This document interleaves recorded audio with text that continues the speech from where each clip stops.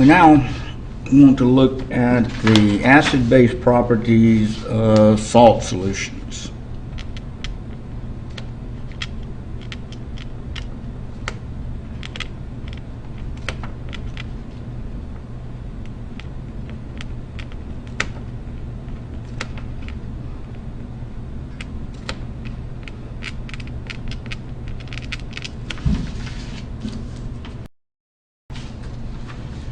Now, salt compounds, or ionic compounds, are produced by the reaction of an acid with a base, provided the reaction has a weak electrolyte, a driving force. That is, we can say an acid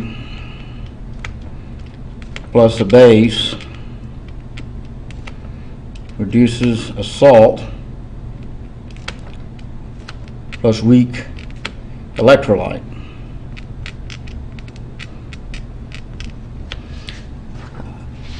The majority of examples given of acid-base reactions typically show acid-base salt and water, but there are reactions which have weak electrolytes that are not water on the driving force.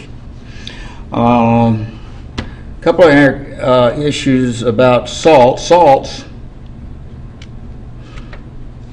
First of all, are ionic compounds, and consist primarily of a metal plus nonmetal,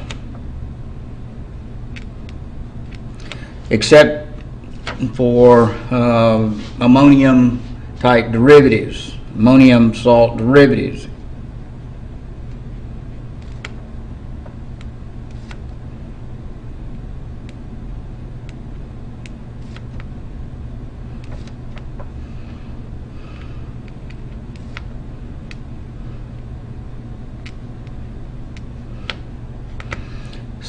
So we want to see a sodium chloride, calcium bromide, ammonium chloride, so forth.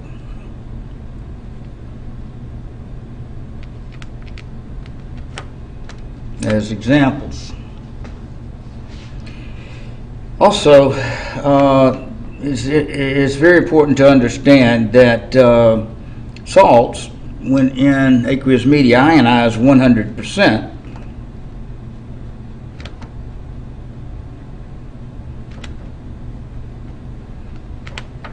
Now note,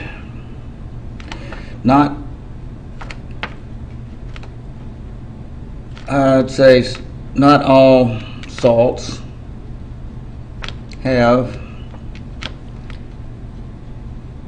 same solubility.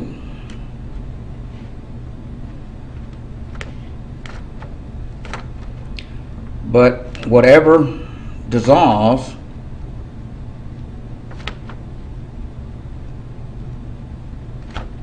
ionizes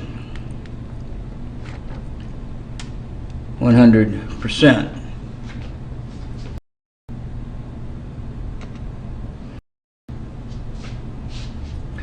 For example, you can see here some data. Sodium chloride solubility at 25 degrees Celsius is 359 grams per liter. However, silver chloride solubility is only 3.24 times 10 to the minus 3 grams per liter. That is, the sodium chloride is about 110 times more, 1,000 times more soluble than the silver chloride. However, whatever goes into solution will ionize 100%. You will not find any molecules of sodium chloride in solution, nor will you find any molecules of silver chloride in solution.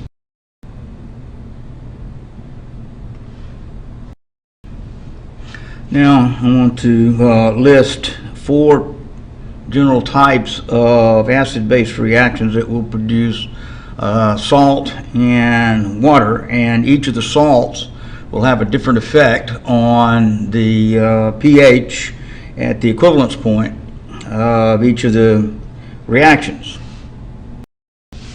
The first one is a strong acid reacting with a strong base. Consider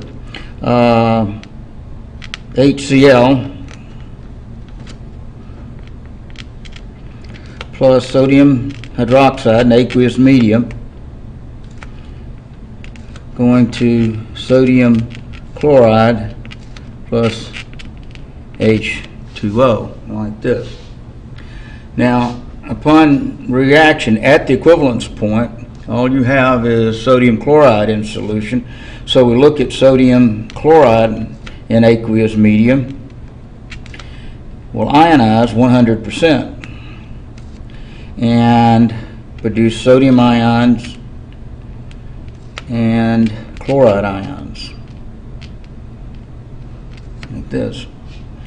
Now, we test each one of the ions as to how it reacts with water in the following way. Sodium, aqueous, reacts with water. I'm going to write it in this context right here, showing the proton plus and minus hydroxide.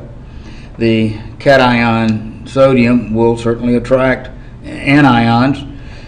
Theoretically, we would get sodium hydroxide and an excess of hydronium ions.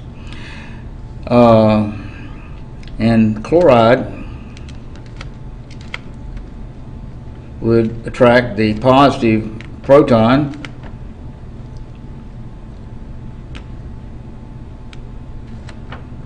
to produce hydrochloric acid plus excess of hydroxides.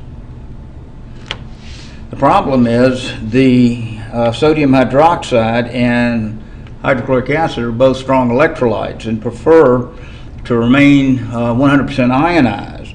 So neither of these reactions will occur. So you might note, because both NaOH and HCl are strong electrolytes,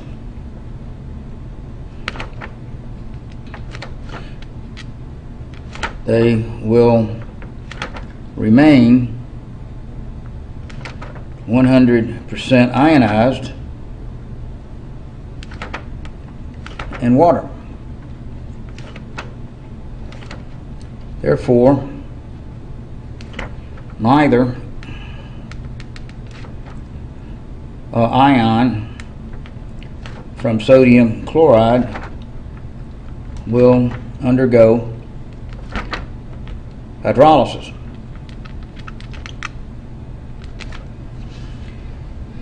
So we can say that no reaction occurs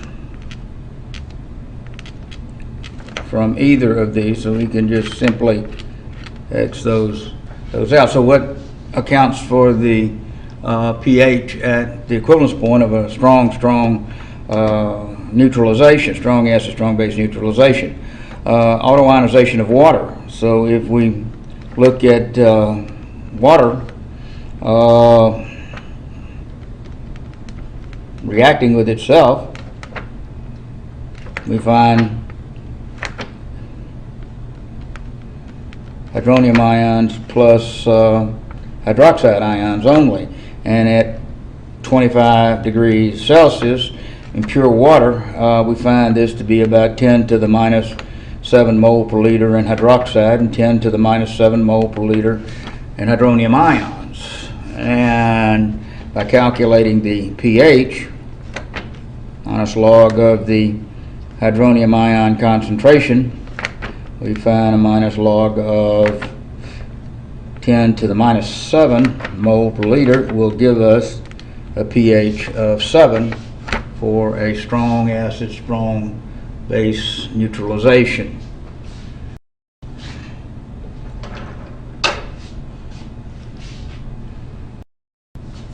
Now we want to look at a weak acid being neutralized by a strong base, and the effect of the salt on the pH after neutralization. If we take acetic acid, I'm going to write this HOAC with the proton attached to the acetate in that capacity. So we're going to show HOAC reacting with sodium hydroxide and producing the sodium acetate and water in this capacity.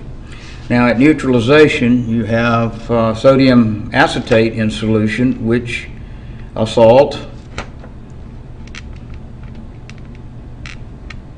ionized 100%,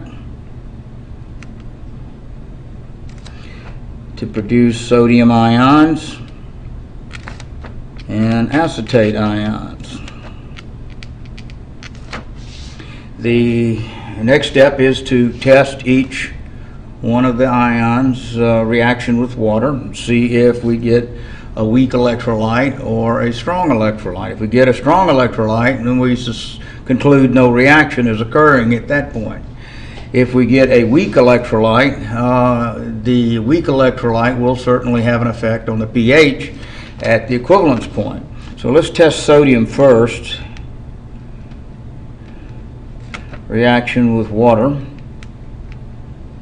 and we find it produces sodium hydroxide, which, as you know, is a strong base. Therefore, no reaction occurs from that ion. Now, if we look at the acetate ion, though, reaction with water, the acetate ion is a relatively strong conjugate base and will draw the cation hot proton to produce a acetic acid right there, and leave an excess of hydroxide ions. And so at the neutralization of a weak acid with a strong base, we find that the pH will be slightly basic relative to pH of 7 neutral, as we saw in the strong neutralization. Now, analysis of this, it revolves around this hydrolysis reaction, in that if we're given a salt concentration in sodium acetate, then we can determine what the pH would be as a result of that concentration of salt. So if we assume salt concentration is equal to 0.025 molar in sodium hydroxide, for example, then we can calculate the pH of the neutralized solution at what pH it has. So initially we have a 0.025 molar solution. Disregard the concentration of water, and we haven't started ionizing or reacting yet, hydrolyzing. Then we apply the kinetic line, minus X plus X and plus X, and at equilibrium we find 0.025 minus X and X right there. And it turns out that the X in this relationship, we'll show you later, will be dropped. It's not significantly large enough to affect the 0.025 concentration. 0.025 molar results. The K value for this is not published, and it represents the equilibrium constant for conjugate base, and we represent that by a KB prime value, and we can be calculated from the ionization product constant of water. Kw over the Ka of the weak acid that's produced right here. And if we know that, we could calculate the effect of the K value, or determine the K value for the weak base. So this comes to 1 times 10 to the minus 14 at 25 degrees, and this is 1.8 times 10 to the minus 5 at 25 degrees.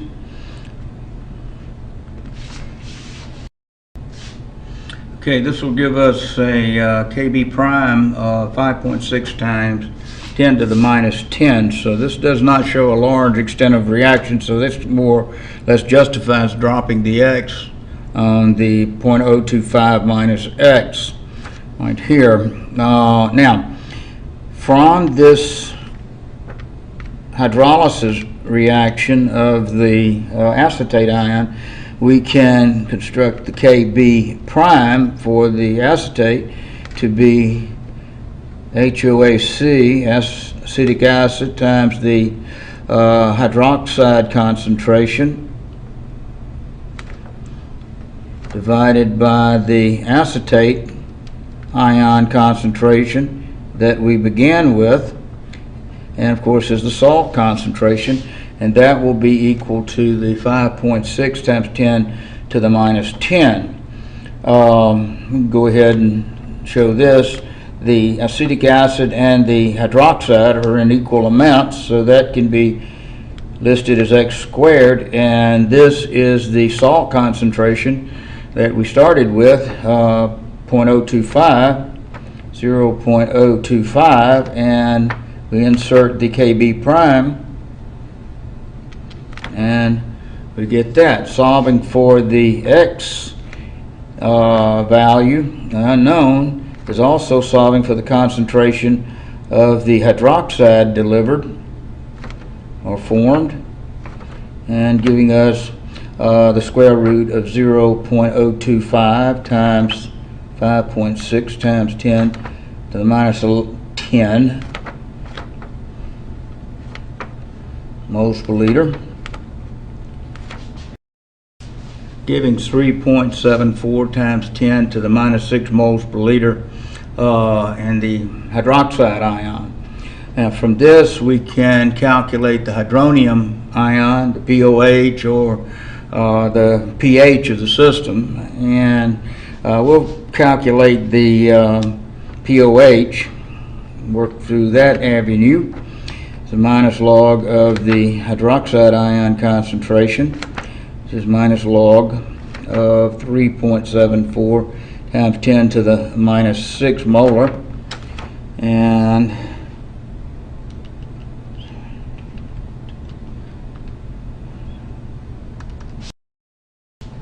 so that gives us a 5.43 POH, and since pH plus POH is equal to 14, then we can calculate the pH by subtracting the POH value from 14. That'd be 14 minus 5.43, giving us an 8.57.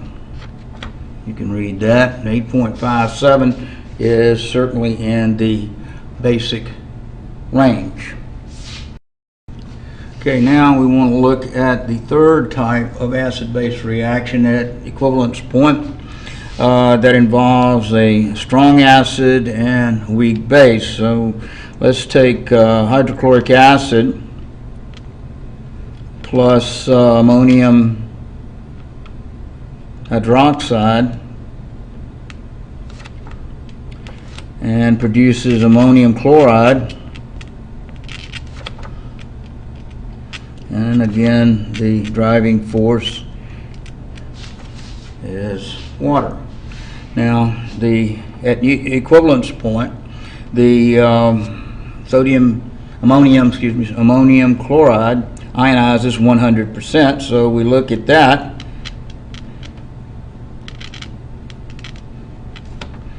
And it shows 100% ionization.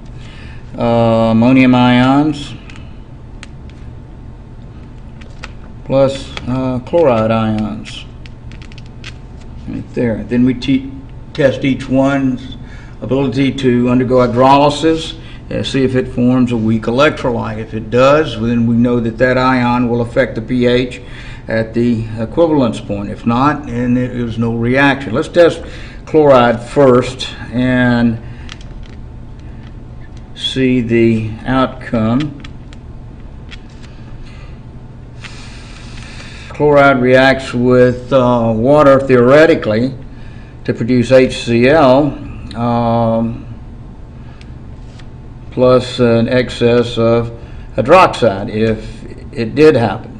However, HCl is a strong acid and prefers to remain 100% ionized or no reaction with chloride ions with water occurs. And this, so we disregard that reaction right there. Testing the ammonium ion,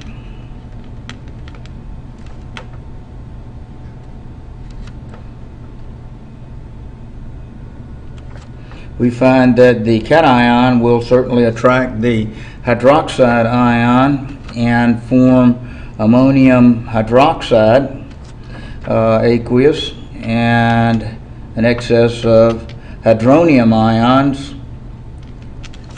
as a result. Now, if we assume a certain concentration of ammonium chloride in solution, we can take the same issue, 0.025 molar, if we assume that, and if we know the Kb value of ammonium chloride, 1.8 times 10 to the minus 5, we can calculate the hydronium ion concentration of this reaction and ultimately the pH that results from this concentration of salt.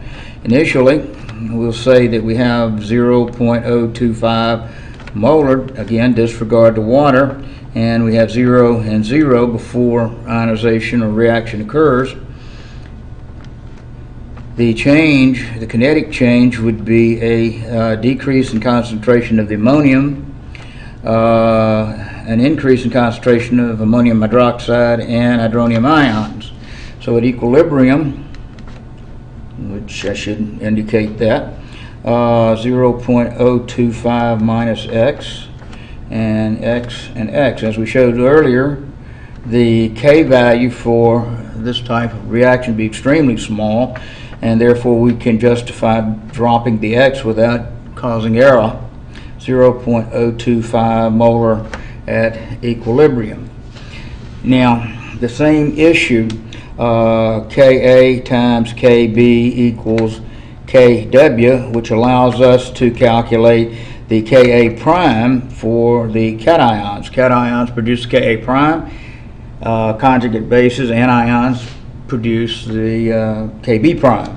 So we solve this for Ka prime, and we have a Kw over Kb, which gives us 1 times 10 to the minus 14 over 1.8 times 10 to the minus 5 again.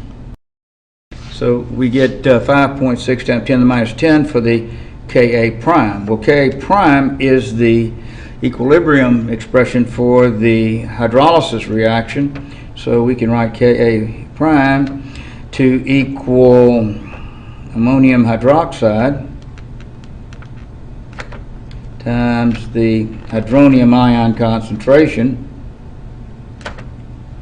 divided by the salt concentration or ammonium ion, and this will again become X squared because ammonium hydroxide and hydronium ions are delivered in equal concentrations, and the salt concentration we noted to be 0.025 molar, and that's equal to 5.6 times 10 to the minus 10.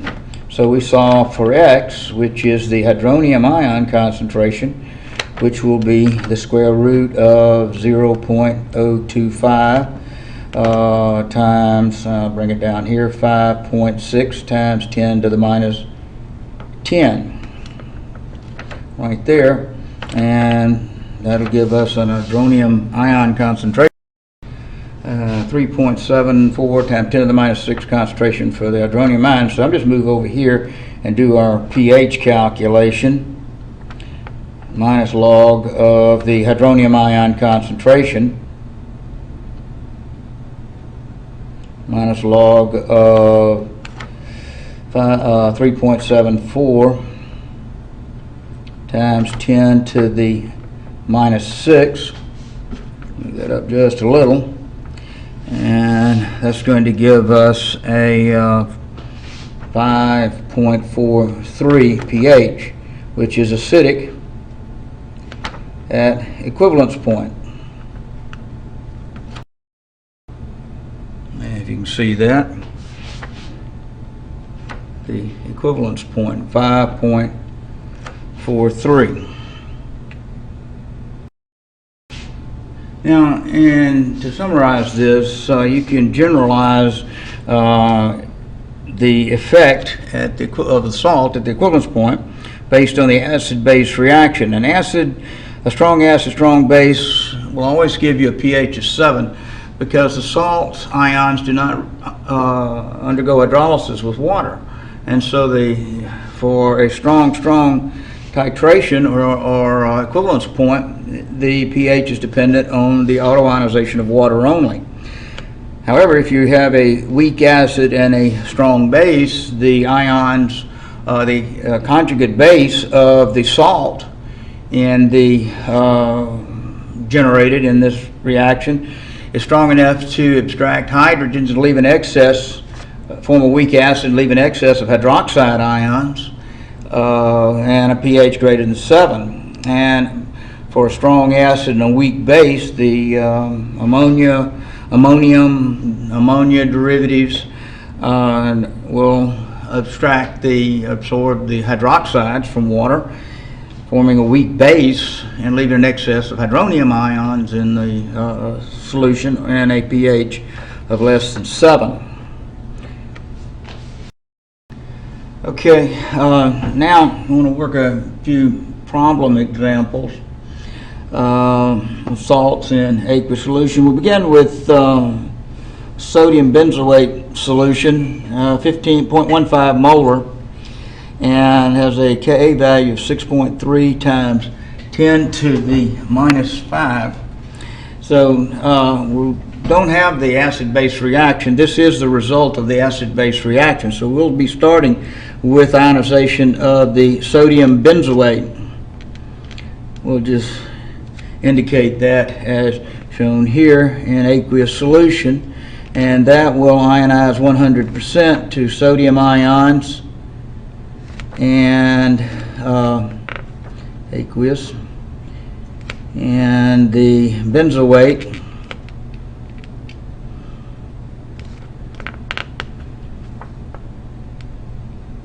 ion, aqueous, as shown here. Sodium reacting with water will produce sodium hydroxide, as we've seen before. So I'm not even going to work with that one. I'm going to work directly with the benzoate, BENZ ion. Here it is, C7H5O2, negative, aqueous plus HOH will give us the benzoic acid again, aqueous plus an excess of hydroxide. So when we complete calculation, we need to have a pH above 7. We're given a salt concentration of 0.15, so with 100% ionization, this is going to be 0.15, so we're 0.15 molar. Disregard water, 0 and 0. The change in concentration, of course, the benzoate ion would decrease in concentration, and your benzoic acid and hydroxide concentrations would increase in equal amounts. So at equilibrium, we have 0.15 minus x. Disregard x, and this is 0.15 molar. This is a Kb prime expression, and it's Kw over the Ka for the benzoic acid. So this will work out to be 1 times 10 to the minus 14 divided by the 6.3 times 10 to the minus 5. And this will be 1.59 times 10 to the minus 10. And we can continue with the Kb prime expression for the hydrolysis reaction and show it as HBenz here and the hydroxide divided by the benzoate concentration that we started with. And so that becomes x squared over 0.15, solving for x. We also have the hydroxide ion concentration, and that will be the square root of 0.15 molar times the Kb prime value.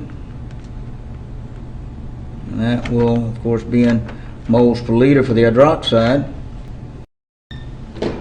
I've got to take the square root of the hydroxide calculation, and that corrects to 4.9 times 10 to the minus 6 molar, and then we can calculate the POH.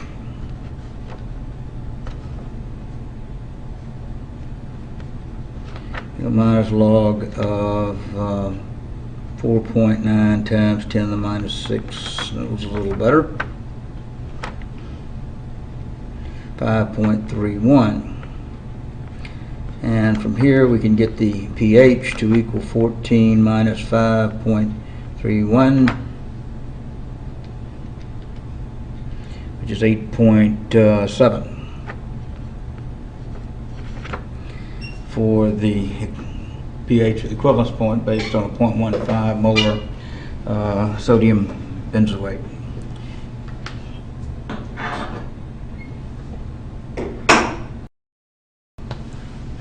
Okay, let's look at this reaction problem. Say you're given 25 milliliters of a 0.2 molar HCl, and you mix it with 25 milliliters of a 0.2 molar methyl ammonium hydroxide. What's the pH at the equivalence point? And you're given the Kb 4.4 times 10 to the minus 4.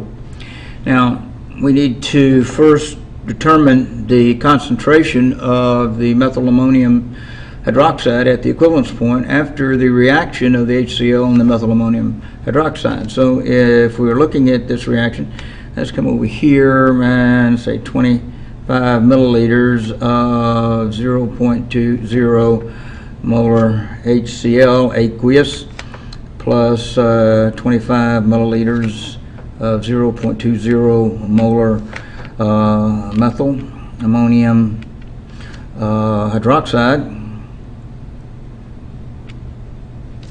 Well, this will give us a 0.025 times 0.20 mole of HCl plus 0.025 liters of solution, HCl solution, times 0.20 mole of H3 and H3OH. And this, of course, gives us a 0.005 mole of HCl plus 0.005 mole of 3C and H3OH. Well, equal molar amounts will neutralize completely, and so this will give us 0.005 mole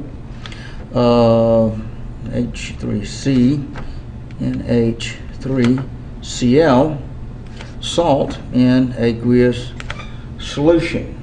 Now, from here, we might note in 50 milliliter solution, final volume. So you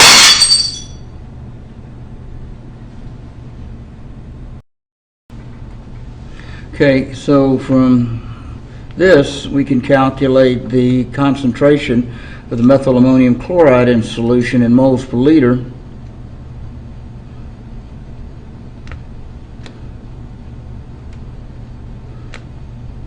Got 0.005 mole and 50 milliliters, which represents 0.050 liters, and 0.100 molar in the methyl ammonium chloride salt. So this is the one that will affect the pH at equivalence point. So at this point we test the ionization of the methyl ammonium chloride. So we have H3C and H3Cl. We'll ionize 100% in water.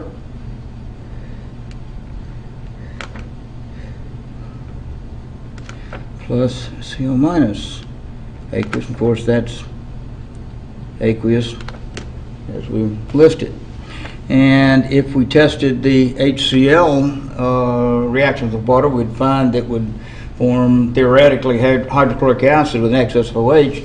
And since HCl is a strong acid, we'll just ignore that effect and concentrate on the methyl ammonium ion reaction with water. And so the H3C NH3 plus ion plus aqueous plus water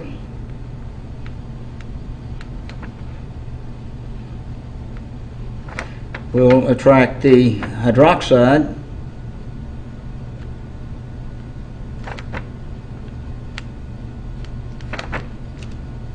aqueous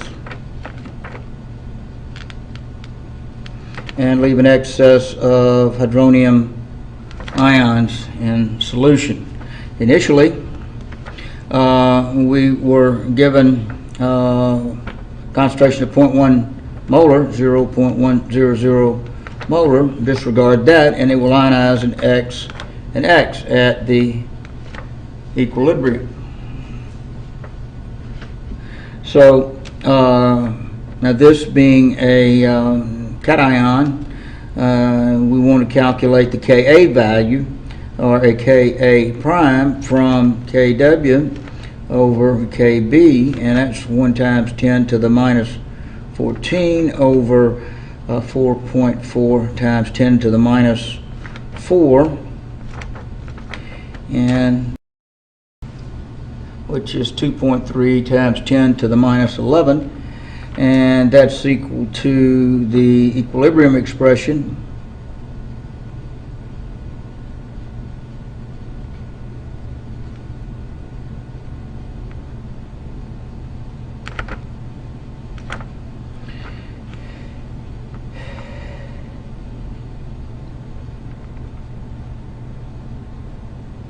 which is the methyl ammonium hydroxide and hydronium ion concentration product over the salt concentration, and as before, X times X squared over the salt concentration, which is 0.10 molar.